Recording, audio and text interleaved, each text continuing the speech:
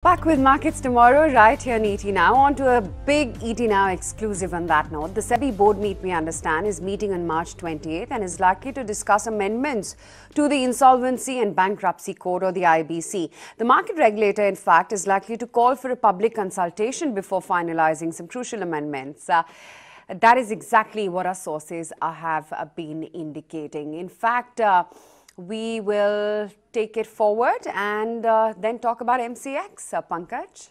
Right, this seems to be a story which is developing right now. Let's go across to my colleague Vijay. He has some exclusive details. The Enforcement Directorate is stepping up heat as far as former MCX promoter Jignesh Shah is concerned. Day after the CBI launched searches at his office, his residence in New Delhi and Mumbai, ED has now moved the file to a fresh case against Shah over unauthorized stake sale by MCX foreign investors based out of Mauritius. Vijay, tell us the details. Pankaj, clearly what we gather is that this particular investigations has been going on for almost an year now. 2017 is when RBI referred this particular issue to the Enforcement Directorate.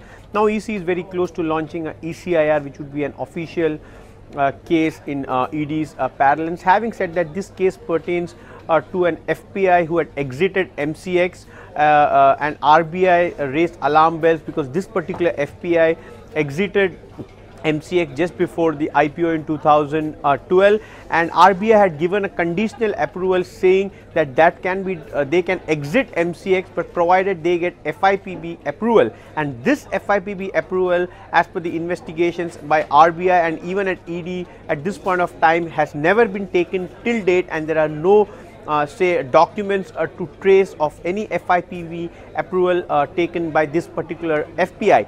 That is where a case will be launched against FTIL, the former promoter of MCX, and of course Jignesh Shah controlling FTIL, having majority of the stake in FTIL, but also the current management, although it will have nothing to do with the past, will have to cooperate with the investigating agencies. That specific details and documentation have been also sought by MCX and also from CBI.